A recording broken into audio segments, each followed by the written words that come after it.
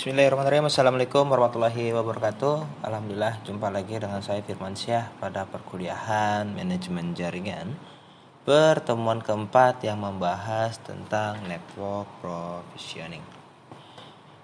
Provisioning ini kita akan berfokus pada konfigurasi sumber daya di dalam pembentukan sebuah jaringan dengan tujuan untuk mendukung layanan yang diberikan. Contohnya, kita harus melakukan konfigurasi jaringan untuk customer baru agar dapat menerima layanan. Jadi, ada klien tambahan ataupun ada penambahan infrastruktur di dalam jaringan yang baru. Apa yang harus kita lakukan? Yang pertama, kita harus melakukan perencanaan jaringan dengan mempertimbangkan untuk perkembangan jaringan yang masa akan datang, ataupun kita mempertimbangkan jaringan yang saat ini serta jaringan yang akan datang.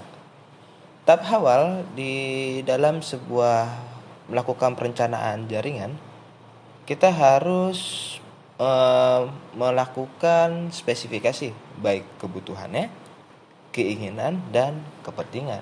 Yang pasti, ketika kita melakukan perencanaan jaringan, haruslah sesuai dengan kebutuhan jaringan saat ini. Karena ketika kita melakukan perencanaan jaringan dan tidak sesuai dengan kebutuhan jaringan, nanti akan banyak sebuah case-case baru di dalam pengimplementasiannya ataupun di dalam kebutuhannya. Jadi contoh, ketika kita melakukan perencanaan jaringan di dalam sebuah kantor, yang mungkin kantor tersebut bermain di media sosial ataupun di marketing, tidak mungkin jaringan yang kita implementasikan pada perusahaan tersebut melakukan blok ataupun melakukan filtering terhadap akses di jaring sosial. Jadi kita lihat dulu nih kebutuhan kantornya apa. Jadi kita harus mempertimbangkan kebutuhan kantornya.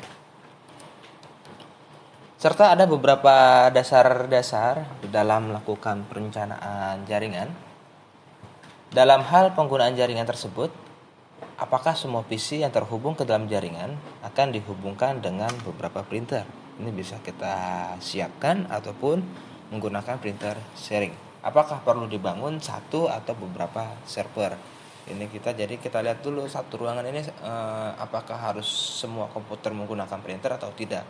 Ataupun kita bisa meminimalisir ataupun kita bisa melakukan konfigurasi sharing printer. Jadi satu printer digunakan dalam satu buah komputer saja. Nah, komputer tersebut dan melakukan file sharing. Serta melakukan pertimbangan luas cakupan area yang akan dibangun. Apakah jarak antara PC ke switch ataupun hub memungkinkan untuk memasang kabel. Jadi kita bisa mempertimbangkan apakah lebih baik menggunakan wireless ataupun menggunakan kabel. Apakah di area tersebut tersedia tempat yang cocok untuk meletakkan sebuah server, hub ataupun switch, modem, dan perangkat lainnya. Nah, ini pula menjadi sebuah dasar ketika kita melakukan perencanaan jaringan. Ketika kita menggunakan kabel, kita harus melihat juga infrastruktur bangunannya. Apakah kabel ini memungkinkan kita taruh di ruangan tersebut ataukah kita harus menggunakan wireless? Itu dari infrastruktur. Ketika kita berbicara dari mobilenya karyawan di sana, lebih fleksibel mana menggunakan kabel apa menggunakan wireless? Jadi kita bisa mempertimbangkan fleksibilitasnya. Namun kita juga harus mempertimbangkan tingkat keamanannya. Ketika menggunakan wireless pasti ada kekurangannya. Ketika menggunakan kabel ada kekurangannya juga ada kelebihannya. Wireless sinyalnya bersifat broadcast. Jadi siapapun yang menggunakan ataupun menemukan sinyal wireless tersebut, tapi kita minim melakukan keamanan dalam jaringan wireless, maka siapapun dapat melakukan akses dalam jaringan wireless tersebut. Lalu apa hubungannya terkait tersedianya ruangan yang cocok untuk meletakkan sebuah server ataupun perangkat-perangkat jaringannya? Nah, ketika kita meletakkan sebuah perangkat jaringan, pembentuk sebuah jaringan, switch, hub, access point, ataupun router di sembarang tempat, ini menjadi sebuah riskan ketika mungkin adanya serangan terhadap infrastruktur jaringan kita dari pihak internal. Jadi pihak internal itu pun juga harus diwaspadakan ketika kita melakukan pengimplementasian jaringan. Ketika cara di cybercrime. Nah, lalu ada spesifikasi ruangan khusus juga. Biasanya di server itu disediakan ruangan yang ada ketentuan suhunya, temperaturnya. Biasanya di satu ruangan kecil tapi AC-nya bisa sampai 3 ataupun 4. Karena data center ataupun traffic lalu lintas dalam server tersebut akan penuh dan biasanya akan membuat hang jika suhu di dalam ruangan tersebut tidak kondusif. Ada pula elemen yang menyangkut tentang pembiayaan. Nah, di sini ada pembiayaan dari kabel, biaya kabel dan proses instalasinya. Kabel mungkin kita berbicara kabel UTP Cat 5. Ketika kabel dulu itu sudah termasuk biaya instalasi per meter, tergantung. Ada yang jual 5.000, ada yang jual 7.000, ada yang jual 10.000. Lagi-lagi tergantung pula menggunakan konektornya apa. Apakah konektor tanpa merek ataupun konektor yang bermerek. Karena dari konektornya pun sudah bisa beda harga 5 kali lipat. Yang tanpa merek mungkin 5.000. Yang tanpa merek mungkin 1.000-an. Tapi yang bermerek satunya saja bisa 3.000 ataupun 5.000. Serta perangkat keras jaringan seperti komputer, network interface card, hub, switch, router, perangkat lunaknya seperti NOS, OS client, OS server, ataupun berbagai software-software lainnya. Nah, kita juga harus mempertimbangkan harga-harga dari perangkat keras tersebut ataupun perangkat lunaknya. Serta pelindungan jaringan seperti kita menggunakan UPS untuk backup listrik ketika down dadakan ataupun mati listrik.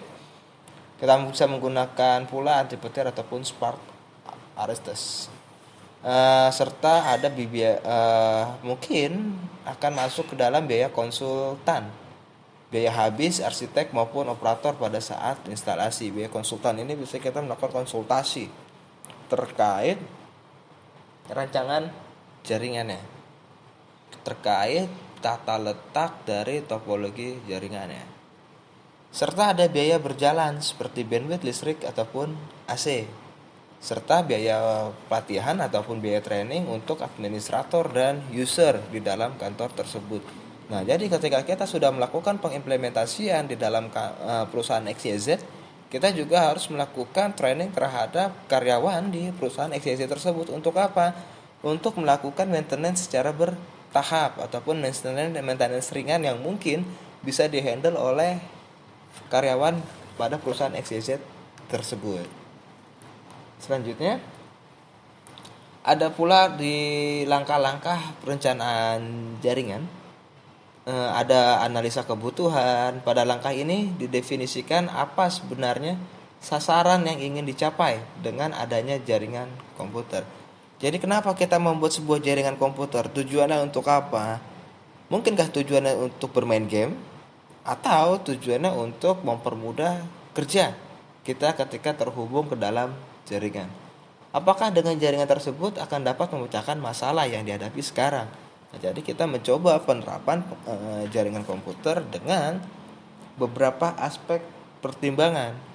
Dipastikan teknologi jaringan komputer saat ini adalah mampu membuat semua orang dapat terhubung secara fleksibel. Apakah fungsi efisien akan meningkatkan dan dapat diukur? Ketika kita berbicara efisien dapat meningkatkan ataupun diukur, ketika kita sudah terhubung ke dalam jaringan komputer, tidak perlu lagi mungkin kita yang sebelumnya untuk ngeprint, mungkin printerannya di lantai 1, kita di lantai 3, kita harus turun ke lantai 1 untuk ngeprint doang. Namun, ketika kita sudah melakukan pengimplementasian jaringan, kita sudah dapat menggunakan printer sharing. Jadi kita di lantai 3, lantai 1 akan melakukan print. Nah, lalu apalagi efisiensinya dalam penggunaan jaringan komputer? Ketika kita menggunakan jaringan komputer, kita dipastikan dapat terhubung dengan semua orang di dalam dunia. Serta sesuaikah biaya yang dikeluarkan dengan manfaat yang diperoleh? Ini merupakan sejumlah pertanyaan yang harus dijawab sebelum diputuskannya memasang jaringan komputer. Ketika kita berbicara biaya, sebagus apapun device yang kita gunakan, itu tergantung dari human ya, administratornya. Jadi kita nggak bisa kita beli perangkat harga 20 juta, 30 juta. Namun pengelola network administratornya pun kurang memahami basic dari perangkat tersebut.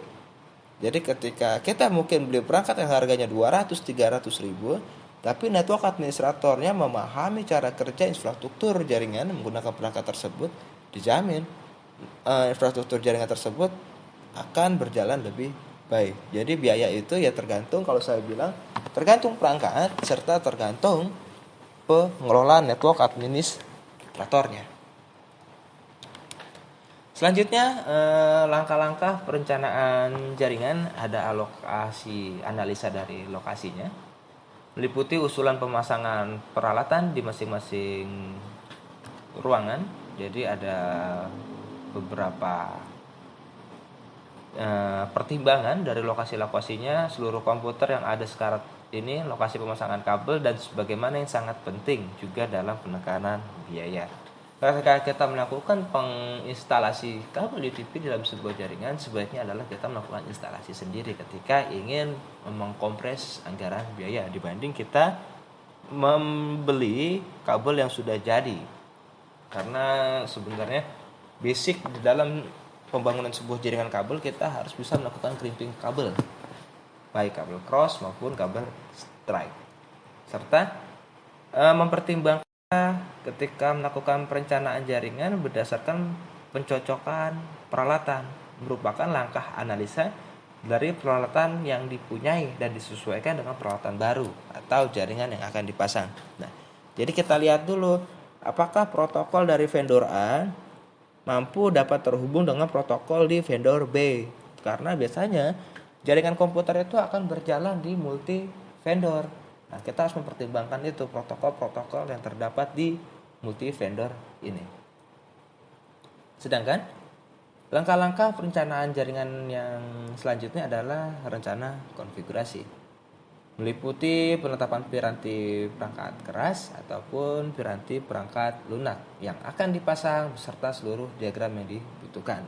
Nah, jangan sampai kita melakukan pembelian hardware ataupun software tapi yang tidak digunakan. Nah, ini akan bersinkronisasi dengan anggaran ataupun pembiayaan.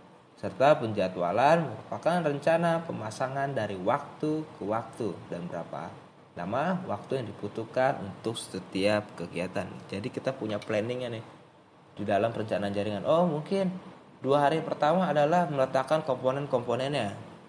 2 hari selanjutnya adalah melakukan instalasi agar perangkat pembentuk jaringan tersebut dapat terhubung dengan end device. Lalu 2 hari ke depan adalah melakukan instalasi konfigurasinya. Seminggu selanjutnya adalah melakukan uji coba untuk menemukan kekurangan dari implementasi yang telah kita lakukan, dan 1 minggu selanjutnya adalah melakukan perbaikan dari permasalahan-permasalahan yang telah ditemukan. Untuk awalnya ada baiknya dibuat konsep jaringan yang ingin dibangun dalam bentuk gambar. Ini skema jaringan ataupun topologi jaringan. Jadi kita buat layoutnya dulu. Konsep tersebut bisa dalam bentuk diagram sederhana atau terperinci berikut dengan ukuran ruangannya. Serta mungkin kita bisa pula memasukkan spesifikasi IP address. Jadi kita buat tabel ataupun kita buat rekam dari pengimplementasian jaringan kita. Jadi ada spesifikasi hardware-nya, spesifikasi software yang digunakan, serta alokasi IP address yang akan kita rancangkan. Dengan adanya konsep jaringan yang jelas dan teratur, pengaturan alamat IP untuk setiap PC akan terasa mudah. Nah iya, karena yang sebelumnya sempat saya jabarkan, kita masukkan juga topologi langsung beserta IP address-nya. Pengaturan struktur jaringan seperti pengelompokan workgroup yang sangat perlu untuk dirancang. Serta dalam membangun sebuah jaringan, diperlukan juga perencanaan yang matang dalam aspek implementasi dan agorability-nya, di samping perencanaan kebutuhan fisik. Jadi kita juga harus mempertimbangkan aspek-aspek dari upgrade-nya ini. Apakah device yang kita gunakan ini support nggak sih untuk 5 tahun ataupun 10 tahun ke depan? ya nggak usah 10 tahun deh, 5 tahun ke depan, karena teknologi akan terlalu berkembang. Takutnya ketika kita berpikir 10 tahun ke depan, takutnya device ini sudah tidak dapat digunakan ataupun sudah tidak support untuk software-software yang akan datang. Serta sebuah jaringan yang baik haruslah mempunyai sifat upgradable. Jadi dia bisa melakukan upgrade terhadap topologinya ataupun terhadap infrastruktur jaringannya. Maksudnya, apabila diperlukan pada kemudian hari, jaringan tersebut dapat ditingkatkan kemampuannya baik dari sisi kapasitas, kecepatan, dan fleksibilitasnya tanpa perlu melakukan perombakan secara total. Nah, itu yang di awal saya sampaikan. Ketika kita melakukan perencanaan sebuah jaringan, kita haruslah mempertimbangkan kualitas jaringan yang saat ini serta apakah jaringan yang kita implementasikan hari ini mampu untuk membackup jaringan yang masa depan. Jadi kita harus melakukan pengimplementasian ataupun kita melakukan perencanaan di dalam pengimplementasian jaringan harus sematang mungkin. Serta fleksibilitas di sini mencakup 2 kriteria, yaitu seperti jumlah klien dan pembagian IP address.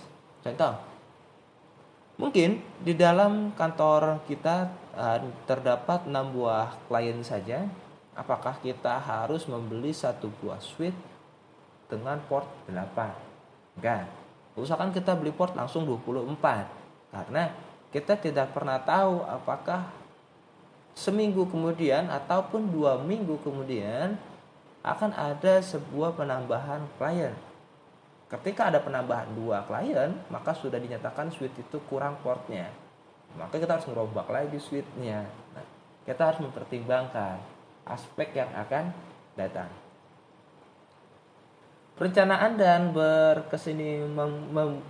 perencanaan yang berkesinambungan. Oke.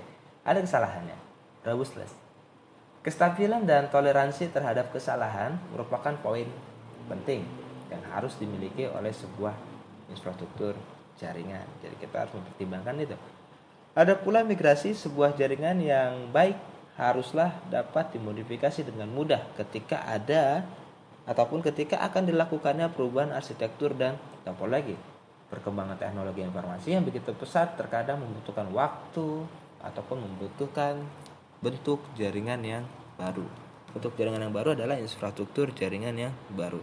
Nah, sekarang wireless pun juga sudah berkembang dengan cepat.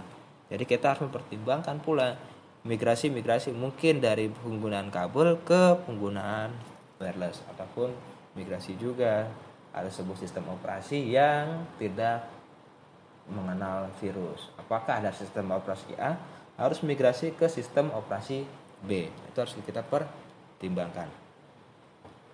Selanjutnya ada auto konfigurasi. Ini merupakan komponen jaringan yang baru, haruslah dapat diintegrasi ke jaringan yang telah ada sebelumnya dengan mudah. Jadi autopilot kita bilang ada sistem backup ataupun sistem restore. Misalnya, bandwidth yang tinggi di dalam jaringan tidak hanya dibutuhkan oleh aplikasi multimedia saja, melainkan juga beberapa aplikasi lainnya seperti voice dan video. Biasanya bandwidth besar itu digunakan untuk protokol UDP. Itu bisa protokol UDP menggunakan bandwidth yang cukup besar di dalam pengimplementasian jaringan. Dari masalah tersebut, sering muncul pertanyaan, manakah media kabel terbaik yang akan digunakan? Kabel tembaga merupakan kebutuhan yang ekonomis saat ini. Namun, untuk memenuhi kebutuhan aplikasi-aplikasi masa depan, fiber optik merupakan pilihan terbaik. Jadi fiber optik itu dia lebih baik ya, karena kualitas transfer datanya lebih cepat. Serta dengan adanya keanekaragaman kebutuhan akan dunia jaringan komputer saat ini, tentu akan diperlukan pula interface khusus yang akan melakukan akomodasi kebutuhan dari infrastruktur jaringan tersebut. Untuk itu, diperlukanlah suatu interface yang mudah dihubungkan dengan berbagai peripheral ataupun berbagai perangkat baru tanpa harus mengganggu jalannya aktivitas jaringan tersebut. Nah, ini pun biasanya tergantung dari topologi kita. topologi pengimplementasian kita biasakan harus mempertimbangkan yang namanya hierarki switch. Ada switch lapisan core, lapisan distribusi ataupun lapisan akses. Namun ketika kita tidak mempertimbangkan alokasi perangkat, misalnya ketika ada penambahan ataupun pengurangan jaringan, kita akan mengganggu kestabilan jaringan yang lain. Contohnya saja, ketika kita menggunakan topologi bus dalam sebuah jaringan, ketika ada penambahan jaringan ataupun penambahan satu node baru, maka jaringan yang lainnya akan terganggu. Namun ketika kita menggunakan topologi star, ada penambahan ataupun pengurangan di dalam infrastruktur jaringan kita, hal tersebut tidaklah mengganggu layanan jaringan yang sedang berjalan. Jadi aspek dari desain ataupun aspek dari topologi jaringan itu akan menentukan apakah ketika ada penambahan ataupun pengurangan dalam jaringan, jaringan yang lainnya akan mengalami gangguan ataupun tidak. Selanjutnya, ketika berbicara tentang desain di dalam sebuah jaringan, desain jaringan yang bagus dalam suatu sistem infrastruktur jaringan komputer merupakan sebuah fondasi ataupun sebuah keberhasilan dari sistem komputer yang akan dibangun di atasnya. Jadi ketika kita melakukan perancangan infrastruktur jaringan yang salah, itu akan berdampak panjang ataupun akan berdampak besar, baik dari penggunaan jaringannya, dari fleksibilitasnya, dari cost-nya, bahkan dari keamanan di dalam jaringan tersebut. Sebagus apapun sistem komputer yang dirancang, jika dibangun pada jaringan komputer yang tidak mendukung, maka sistem komputer tersebut tidak akan berjalan dengan efisien. Itu ada 2 buah poin yang menjadi sebuah catatan ketika kita melakukan sebuah desain di dalam jaringan komputer. Selanjutnya di dalam desain jaringan ada yang pertama itu memilih solusi yang tepat. Jadi ada sebuah solusinya ya. Yang pertama itu tujuan utama dari desain jaringan adalah untuk mengurangi kemacetan dan meningkatkan kinerja jaringan komputer Anda dengan cara segmentasi. Ketika kita berbicara kemacetan ini mungkin terjadinya collision data akibat broadcast jaringan yang begitu besar. Itu biasanya terjadi pada perangkat hub. Namun di sini ada poin untuk meningkatkan kinerja jaringan, Anda dapat melakukan segmentasi. Mungkin segmentasi ini kita bisa melakukan grouping. Mungkinkah menggunakan /27, menggunakan /28 untuk meminimalisir terjadinya broadcast? Karena penggunaan subnetting itu mampu meminimalisir ataupun mampu menentukan berapa host yang dapat terhubung ke dalam jaringan kita. Ataupun kita pula dapat melakukan pengimplementasian VLAN untuk melakukan grouping berdasarkan ID VLAN-nya. Mungkin ruangan 201 hanya dapat terhubung dengan ruangan 201 saja. Ruangan 202 hanya dapat terhubung dengan semua staf yang berada di 202. Serta 203 hanya dapat terhubung dengan seluruh staf yang berada di 203. Jadi 201 tidak dapat terhubung ke 202 ataupun 201 tidak dapat terhubung ke 203. Dan hal itu pun juga dapat terjadi, 203 tidak dapat ke 202 ataupun 203 ke 201. Jadi kita melakukan berdasarkan ID masing-masing. Ada ID 201, ID 202 serta ID 203. Itu kita dapat menggunakan pengimplementasian VLAN. Lalu bagaimana untuk mewakilkan salah satu pengguna di 201, 202 dan 203 agar dapat saling terhubung? Kita dapat pengimplementasian VLAN trunking untuk salah satu perwakilannya. Ada 3 area dalam desain jaringan yang perlu diperhatikan, yaitu desain Ethernet. Desain Ethernet itu desain dari interface port device ataupun dari media perangkat ataupun media transmisi. Segmentasi bisa dari berbicara tentang pengalokasian IP address serta memilih suatu solusi di dalam jaringan. Jika kita berbicara tentang Ethernet, di dalam desain jaringan kita harus paham dulu tentang topologi jaringan. Nah, Topologi jaringan berarti ketika kita bicara Ethernet berarti itu tentang media transmisinya. Apakah kita menggunakan 10 Mbps ketika Ethernet ataupun fast Ethernet 100 Mbps ataupun gigabit Ethernet 1 GB tergantung infrastruktur di dalam jaringan tersebut. Desain jaringan yang selanjutnya memilih solusi yang tepat. Suatu jaringan Ethernet bisa menggunakan baik topologi fisikal, bus ataupun topologi star. Topologi logikal adalah suatu topologi bus yang berarti semua paket data di broadcast ke semua piranti yang ada di dalam jaringan melalui media kabel. Kita juga harus memahami dalam memilih media transmisi yang akan dipakai. Biasanya topologi bus itu masih menggunakan kabel koaksial. Kabel koaksial kayak gimana? Kabel koaksial itu kabel yang berada biasanya digunakan untuk antena televisi. Jadi untuk antena televisi dan televisi itu masih menggunakan kabel koaksial. Ada nggak sih jaringan yang menggunakan kabel koaksial? Ada. ISP sudah sebagian menggunakan kabel koaksial selain menggunakan fiber optik. Selanjutnya Ethernet yang merupakan bagian dari piranti jaringan. Dalam desain jaringan tergantung pada kabel pembentuk LAN yang harus digunakan. Yang paling populer ataupun saat ini yang paling populer dulu itu 10 GT yang bekerja dengan kecepatan 10 Mbps. Namun saat ini sudah sampai ada yang 10 GB lagi. Bukan 10 Mbps saja. 1 GB saja sudah tertinggal, sekarang sudah ada yang 10 GB. Menghubungkan switch ataupun repeater untuk menghubungkan banyak segmen di dalam pembentuk sebuah topologi, akan tetapi ada batasan dalam jumlah segmen. Dan repeater yang terhubung dengan cara ini. Repeater biasanya digunakan untuk memperkuat sinyal. Cuman beberapa tahun terakhir ada sebuah peraturan yang dilarang untuk penggunaan repeater karena sempat terjadi melencengnya sinyal.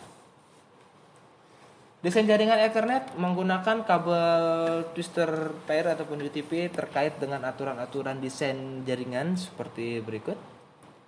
Desain jaringan mempunyai maksimum segmen sebanyak 5, yaitu kabel yang menghubungkan 2 hub atau repeater.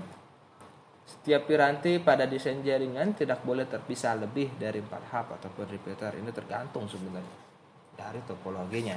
Jadi nggak ada hubungannya sebenarnya. Kabel UTP dengan hub ataupun repeater. Jadi kabel UTP itu ya tergantung perangkat jaringannya apa yang kita gunakan.